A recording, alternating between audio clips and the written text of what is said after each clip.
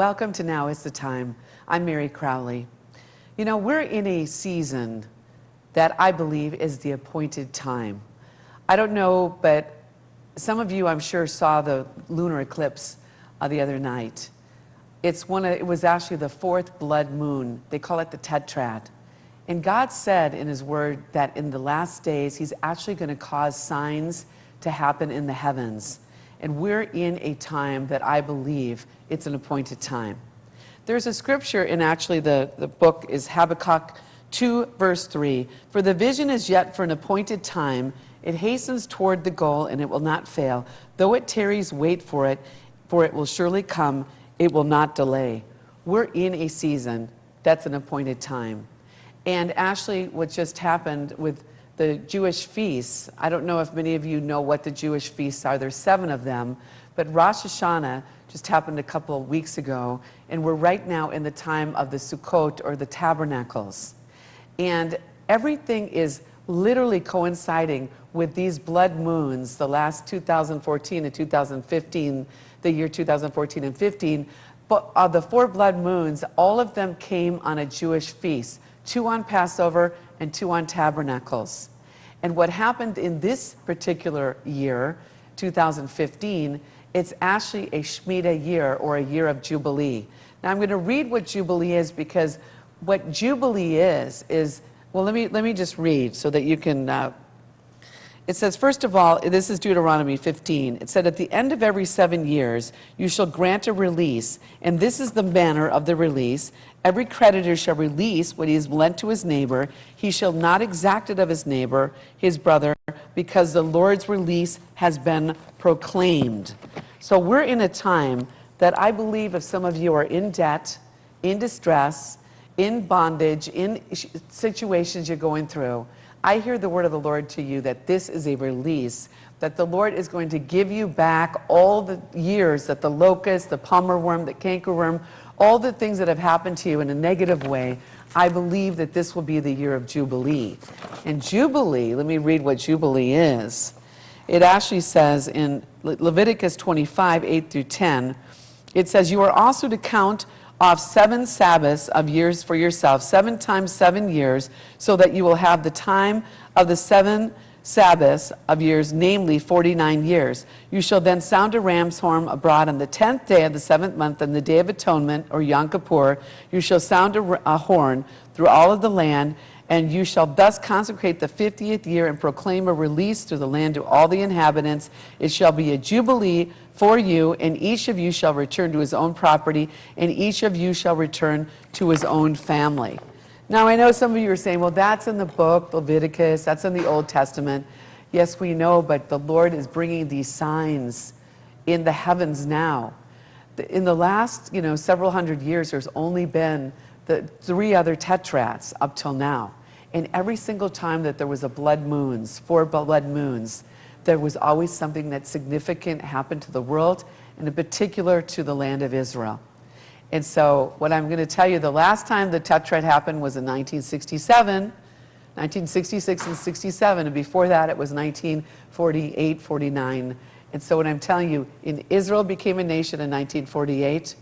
In 1967, Israel reclaimed Jerusalem, and who knows what God is going to be doing now during this appointed season or this appointed time. But during that time, during that time when somebody owed a debt, after the 49 years, let's say they had land that they initially owned, but they had to sell it, it reverted back to the original owner. Sometimes people had to become slaves, they lost all their money. At the 50th year, they literally became free.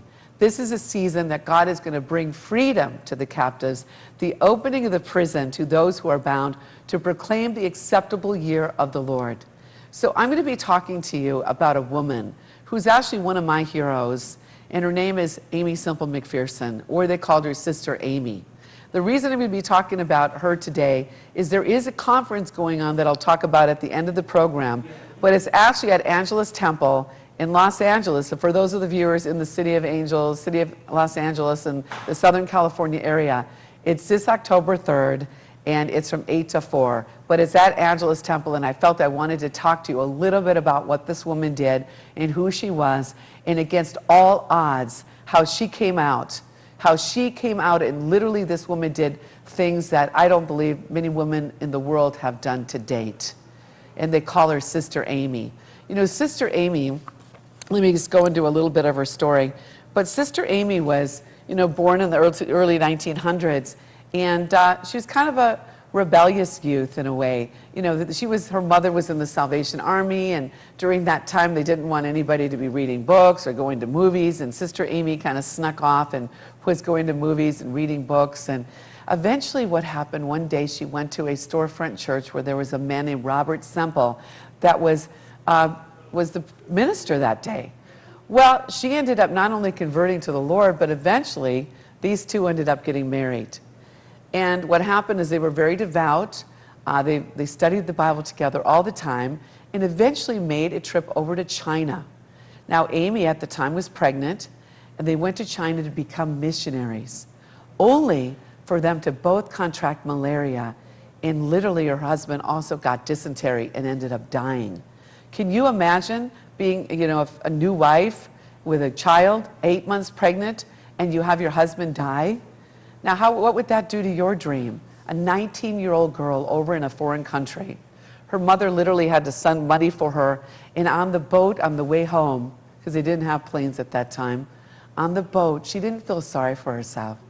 What she did is she ended up teaching a Bible study on the ship to all the passengers, because she ended up turning her scars into stars. And some of you have gone through a very hard time lately, and what God wants you to know that everything is going to turn around. He's going to give you double for your trouble. So Amy comes back, and she starts, you know, working with her mother again, and eventually meets a man named Harold McPherson, and ends up getting married to him. He was an accountant, and, you know, she had a child, you know, she had her first daughter was born, her husband who died, named her Roberta Starr. Well, now she ends up having a son with Harold McPherson, ended up naming him Ralph. So she's got 2 children, but there's something in her heart that she wasn't being fulfilled in. God had chosen her and called her. And she was trying to be a good homemaker. But she got into obsessive compulsive disorder where she would be doing like cleaning compulsively and doing all these different things. She just wasn't happy. Now, I'm not saying that being a homemaker isn't a good profession, but see, God had chosen Amy for something very significant and very strategic. And she ended up getting ill, and she got so ill that she literally was in an operation that was failed, and she was put into a room in an infirmary literally to die. And that's when the Spirit of the Lord came to her and said, "Will you go? Will you go?" I just feel God's heart to speaking to some of you today. I feel that some of you watching the program today have a call on your life, but that you're not following that call. And you're not happy because you're just getting by, and you're just, even if it's about money, even if you have riches or wealth or fame, it doesn't matter. If you have a call in your life, nothing is going to fulfill it. And I hear the Lord saying, "Will you go?" Well, when Amy was told that by the Spirit of the Lord in that infirmary, all of a sudden she was instantly healed. And she got up, and she knew that God was speaking to her. Now, this was in the early 1900s. I mean, literally they didn't have women preachers during this time. And God spoke to Amy, and he told her to take her 2 children and leave and follow the call of God. Now, to some of you listening, this might not sound scriptural, and I understand why you think that way. But when Mr. McPherson came home, because he worked the night shift as an accountant, he found a note from his wife saying that she had left to follow the call of God to preach the gospel. And 2 weeks later, she ended up sending him a letter inviting him to come join her. Well, Harold went to find her, and he was going to come and bring her home. But when he saw her, he saw the joy on her face, and he saw that this tormented young woman prior was now full of life and exuberance and had the peace of God in her heart. And for a couple years, he ended up staying with her. And he ended up helping with the tent revivals and doing things with her. But they had to live sometimes out of their gospel car. They had this car that literally was a gospel car, and they traveled around it. It had little slogans about Jesus all over it. And there came a point after a few years that Harold McPherson ended up going back to Rhode Island and filing for divorce. Now you have this young woman. Not only does she have 2 children, but she's been widowed and divorced. but God still called her. How many of you today watching the program maybe have lost a spouse, lost a husband, or maybe you've gone through a divorce, which is a very painful thing to do. Half of our country, even more than half of the country, has gone through divorce, and it's a painful thing. Let me tell you, I don't care what you've gone through. There's nobody that God can't touch and God can't use during this season, because God has chosen you, and He's saying to you today, will you go? And so now, Amy starts going across the country in her gospel car, going town to town to town. And you know what she used to do to get crowds, to get people to come to her meetings? She'd rent out a little hall of some sort. She would go out into the middle of town with a chair, and she would stand on top of the chair, and she just started looking up. And then all of a sudden people were saying, what she's looking at? And they started surrounding her and looking up too. And after about 10 minutes of her looking up, she jumped off the chair and she said, follow me, and I'll tell you what I'm looking for. And so she told her assistant, she gave them strict, directions. When they get in here, lock the door, because I'm going to preach to them. And that's exactly what she did. She said, well, I'll tell you what I'm looking at. I'm looking for the second coming of Jesus. And she was able to preach to them, teach to them. Many of them got healed, saved, and delivered. And this woman, Amy, was very creative and very strategic in the way God had used her. And so as she started going across the country, she started developing a following. People started hearing about her. And it didn't matter if she had been divorced. It didn't matter if she was widowed. It didn't matter if she was a woman. She loved the people. She loved, and she would pray sometimes for every single last person until they all, many times all of them got healed. And so eventually one day, God told her to go to Los Angeles, to the city of angels. And in 1918, Amy came into the city. And God told her He wanted her to build a church in Los Angeles, and the people now would come to her, that He was finally going to give her a home. And that's exactly what happened. She found a piece of land that the Lord said, this is the spot that I want you to build, Angelus Temple. That's what the Lord told her to call it. And, because they used to have this, the bell towers, they used to call them Angelus, and they called it Angelus Temple because it was going to be a tower, a bell tower for the Lord, where the Lord would ring forth His liberty all across the world. And so God showed her the land, but the land wasn't for sale. So Amy prayed, and the very couple days later, there was an earthquake, and the owner of the land put up the land for sale, and Amy ended up buying the land. Now, she had no money to build a temple.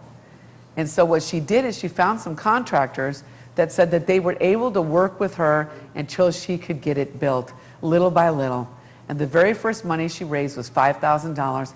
It was enough money to dig the hole. What I'm saying, she just started somewhere. And that's what God is saying to you today. Just start somewhere. If God has told you to do it, He doesn't always, that's the way God works. He usually calls you when you have nothing. He called me to do a movie when I never had made a movie. Now, I've been working on it 8 years, 4 script writers.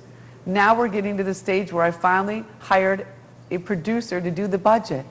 But see, if we don't quit, we will reap if we don't quit. And this is exactly what Amy did. Though her husband died, though her husband finally left her second husband, because he didn't want to be part of, this gospel, going from town to town. He wanted more of a secure life. She finally comes to the city of angels, and she raises up Angelus Temple. And she took up offerings, but did very creative ways of raising the money. It cost $250,000 to build the Angelus Temple.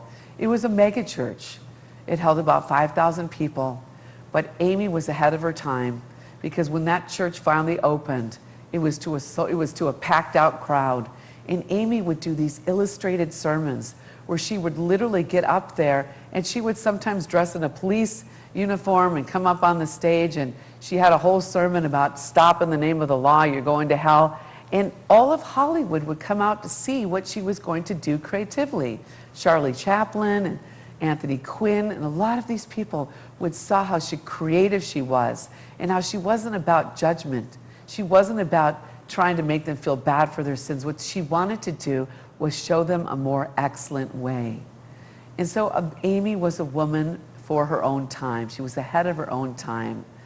And what she would do, she wouldn't judge people. She loved the people. And so I want to honor Aimee Semple McPherson today, because not only did she do things that no other woman up to her time had done, she was the first one that owned a radio station. And she ended up broadcasting on the radio. She ended up setting up a soup kitchen that fed more people during the Depression than even the government did. More people would come to hear her speak around the country than would come and hear the President of the United States or some of the most famous people of her time. She became a household name because of her fame. It spread before her. She would go into towns. One time she was down in San Diego and had rented this boxing this boxing hall that literally was going to hold 3,000 people, where there were so many people that heard about it that literally like 30,000 people showed up, and they literally had to go into Balboa Park and call the Marines in, the military, to handle the crowds. And she got up there in the back seat of her gospel car, and she, with a megaphone, preached the gospel. And they said for hours and hours and hours, she prayed over people until the wee hours of the morning, until every single one was prayed for. Let me tell you, this woman was a pioneer for the Lord. But 70 years ago last year, on September 27, 1944, Aimee was up in Oakland, California, and she had a condition that sometimes she would have to take a sleeping pill. And according to the woman that actually went to Life Bible School, she actually had some medications that were in a port that was released simultaneously. It was kind of ahead of its time for the time of, the century it was, 1944. Well, what happened was the port broke, and it ended up releasing a lot of the different medications simultaneously, and she ended up dying literally of an overdose of these different medications. And so Aimee Semple McPherson, 71 years ago, September 27th, just a few days ago, ended up dying. And literally at her funeral, 2 days in state, there was literally thousands of people that came by and viewed her, in the casket to pay honor to Sister Aimee. Sister Aimee, we know that you're in the cloud of witnesses and that you're watching us today. But let me tell you, watching me today, there's a greater move of God. I feel the Spirit of the Lord on me today. There's a greater move of God coming, and I know it's here. We're in this appointed time, this appointed Shemitah year, this appointed Jubilee time.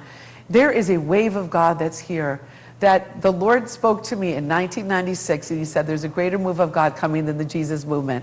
And he told me to put together this foundation called Youth Wave, and he said, there's a slogan, be a part of the new wave. And literally, since 1996, I've held these big, large outreach concerts with several thousand youth coming to tell them about Jesus. And we had these bands like Skillet and POD and some of these very, great Christian bands. Let me tell you, I didn't even know what the Jesus movement was. But let me tell you, that's the movie that I'm in development on, about a guy named Lonnie Frisbee that was the catalyst for the Jesus movement. In 1967, he was on a mountain outside of Palm Springs, and he cried out, God, if you're real, reveal yourself to me. And he had a vision of the Pacific Ocean. It was, instead of being filled with water, it was filled with people. And they were in darkness. And Jesus appeared to him and said, Lonnie, I'm putting a light on you to reach lost people. At the same time, a man named Chuck Smith, who was pastoring a tiny little church in Costa Mesa, California, and he was thinking of quitting after 17 years because his church was just small. It didn't seem to grow. And he thought to himself, am I really making a difference? And one day the Lord caused their paths to connect. The appointed time had come. It was the day of small beginnings, but God said, don't despise the days of small beginnings. You don't know, just like Aimee, dying in that infirmary, little did she realize that that day when the Lord said, will you go? And she said yes. She didn't realize one day she would be one of the most famous women in the world. She didn't realize all the hardship that she was going to have to encounter all the way, because the devil hated what she did for the kingdom. And there was always slander and there was judgment. She got kidnapped literally in Venice Beach, California. One day she'd like to swim in the ocean, and she had her 2 assistants with her, and they went to get something to drink. And what happened was a man and women came up to her on the beach and said, we have a sick baby in the car, and she went to the car, and literally they drugged her, and they brought her down to Mexico. And there was a ransom note that came, weeks later. But everybody thought that Sister Amy died in the ocean. They thought she was died swimming because they didn't know what happened to her. And so basically what happened, Amy ended up escaping and walked like 13 miles in the desert sun and fell at this couple's feet on a border town in Mexico. And literally, it was a miracle that she survived. But there was this big scandal that she ran off with a man, and there was all this type of stuff that happened. But let me tell you, when Amy finally came home on the train, there was 60,000 people that greeted her at the Los Angeles train station to welcome her back because they thought she was dead and now she'd come back to life. What seems dead in your life today is I hear the Spirit of the Lord saying that God is going to bring resurrection. What was part of the Jesus movement that seems like it's dead? God said another greater wave is coming.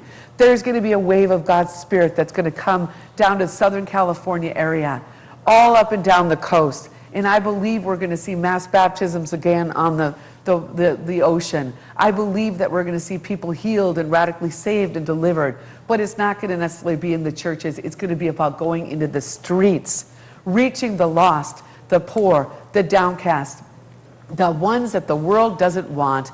God always, he uses the foolish things to confound the wise. And that's why Lonnie Frisbee even said, and the church for so long is expecting a certain mold of what a Christian should look like, and what a Christian should say, and what a Christian should be. But God is blowing everybody's minds because he's saving the hippies, and nobody thought a hippie could be saved. Well, we're at that point, people. We're at that time, world, that God is getting ready to show his glory, to bring his story. And though it might look gory, God is going to bring his glory. All the difference between glory and gory is an L, and that's the Lord. Even today, I don't know about if some of you haven't heard, but today in Oregon, there was a deranged young man that killed 13 people on a college campus of a community college. Another type of Columbine, another shooting massacre. This is the enemy is out there to kill, steal, and to destroy. But God said he has come to give you life and to give it to you in abundance. We can tell that we're in the end of the age, that something is happening. This is a Shemitah year. This is a Jubilee year. We have to believe the report of the Lord. Whose report are you going to believe? We will believe the report of the Lord. So now, whoever's watching me, don't ever fear. Fear is false evidence appearing real. This is going to be a time that God's going to raise us up. I'm going to India next week. I've never been to India, and part of me is not frightened, but I've never been in some of these tribal regions. But God said, go into the world and preach the gospel to every nation, baptizing them in my name. For freely you have received, now freely give. So now, just if you'd like to give, this is a time that often during the Jubilee that you could give a special offering. It's actually a 100-fold offering during the Sukkot or the Tabernacle time. I'm encouraging some of you to go to my website and help me go to India. Help me bring forth the movie and the different things and the things that God has called me to do around the world. You can see my website on the screen. You can go to marycrowley.com, and right on the front page, there's a donate button. I would love it if you could make a donation of $50, which is a donation for Jubilee. And you know what? If you donate the $50, I'll send you a copy of my book for free, When God Speaks. It's my entire testimony of God delivered me, raised me, and then sent me. He could do the same for you today, just as he did with Sister Amy, just as he did with Lonnie Frisbee, and just as he did with me. God can do it for you too. Will you go? He's asking you, will you go today? Nothing's impossible. All you need to do is say yes to the plans and the call of God. So in closing, I'm going to talk to you about this convention tomorrow. It's actually at the Angelus Temple. It's not tomorrow, it's actually Saturday, October 3rd. You see the little on the screen. It's ascendconference.org. You can actually purchase your tickets online. Normally they're $50 because it's all day from 8 to 4. We've got great speakers like Lisa Osteen, Cece Winans, Brenda Epperson, Kathleen Cook. There's some powerful women speakers that are going to be there. You once again go to Ascend Conference, that's ASCEND conference.org, and you can go online and purchase your tickets, or there will be tickets at the door. This is in Angelus Temple. It's 1100 Glendale Boulevard in Los Angeles. It's the very spot that Amy dug that hole. And God started out with just a hole, and it became a mega church, one of the first mega churches in the city of angels. Know that God has called you for such a time as this. As we ascend to the mountain of the Lord is going to bless us and keep us. His face is going to shine upon us. He's going to lift up his countenance upon us and grant us peace. He's going to grant us his release into this year of Jubilee. Thanks for watching, and I'll see you in the next few weeks. God bless you. Thanks for watching.